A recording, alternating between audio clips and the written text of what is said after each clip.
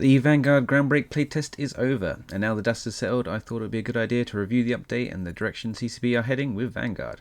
I'll start with where I had high hopes of Vanguard, the new 9v9 PvP mode called Insurgency, or rather Havoc as it was in-game. I've got to address the glaring issue first. It was hard to get a match. Aside from pre-planned events, queuing would only get a few players either side. Not exactly engaging content. I think this was made worse by the lack of in-game explanation on the different modes. New players might have just queued in for their first deployment after seeing the warning signs of deploying to the more dangerous open-world variants of Carrion and Maelstrom. CCP advised there would be a patch to help address the matchmaking issue, but I didn't see it having any effect in-game. It's difficult to verify though, as there is no team list or end-of-match screen. When I did get a decently populated game, it was a blast, and as a statement of where the game is heading, I fully support it.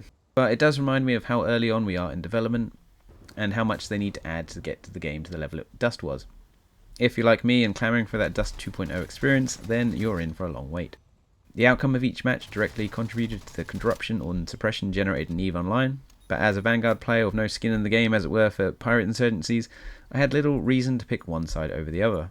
This is a contrast from the previous playtests where completing contracts was a driver for influence on EVE Online. In the rush to add new content, I feel the balance was off for the level of rewards you receive for each activity. That playing Havoc or Insurgency game mode was only ever a gear sync and offered no credits or salvage payout took away some of the incentive to play. I know that this playtest started off with a gear and credit wipe, and the expectation is this will not be the last, but it's even more a reason why they should be doling out the cash. The blanket removal of chipsets as a reward was also a problem. Finding the gold chest and sufficient data pads to reveal the code would only give you 3 fragments and 100 credits, compared to the escape pods where you could easily complete with minimal effort with only 1 less fragment as a reward. This should be a pretty easy fix with feedback from the community, so it's not a big concern at this stage. Groundbreak was the first test that allowed you to deploy to different maps, 2 worlds with 2 different variants, Carrion and Aftermath, and Solstice and Maelstrom. I thought this was a good direction to take the game. Using the same basic template and radically changing the aesthetic helps keep it fresh, alongside the change in available activities. I love the addition of the new militia NPCs. Whilst they can be easily dealt with if you're alerted to their presence, their ambush tactics can give you jump scares or question exactly where that grenade came from. Their aesthetic was good as well, suited the Maelstrom's stormy weather. I liked how they would fight with the upwell NPCs. If you're hunting other players, you can't be quite sure what you're walking into when you hear gunfire. Groundbreak has seen a radical change for the mission system. Whilst I preferred the previous contracts, if they're moving in the direction of multi-stage objectives, then these are the improvements I'd like to see. In the new system, each map has 3 contracts and 10 variants of each, picking 3 objectives from a pool of around 8 mission objectives. Which is to say, if you don't know what you'll be doing until after you've started the contract. I don't like this. There's no option to avoid the dull mission objectives if you get a bad random selection, short of not completing the contract itself. I prefer a system where if I pick a contract, I know exactly what I'll be doing in advance. Therefore, let me pick the contract before I deploy.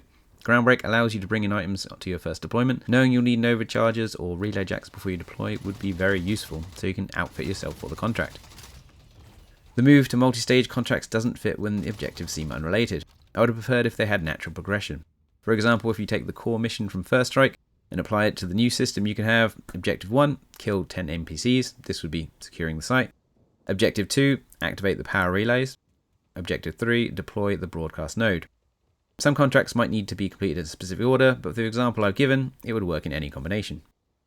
I don't know if the devs are scarred from Carrion Scattered Remains contracts, but the new missions ask you to turn in specific items that will only appear if you have that contract selected.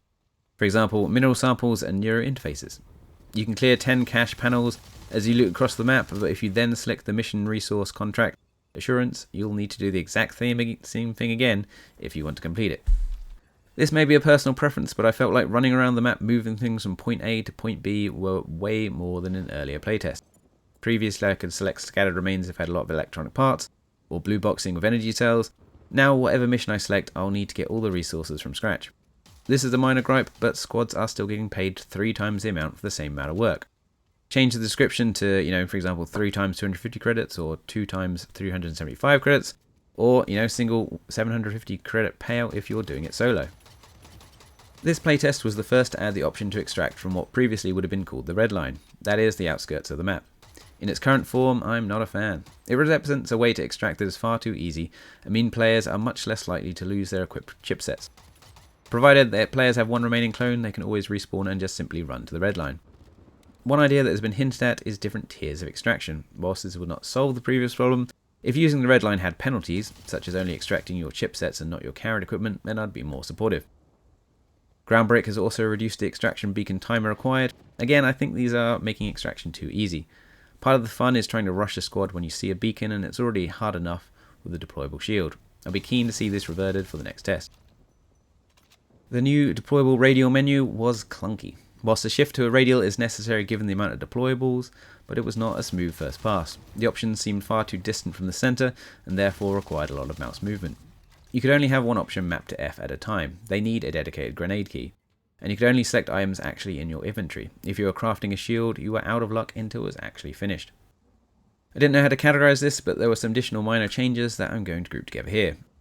The mechanics of the deployable shield have changed. You can no longer deplete it by shooting at it.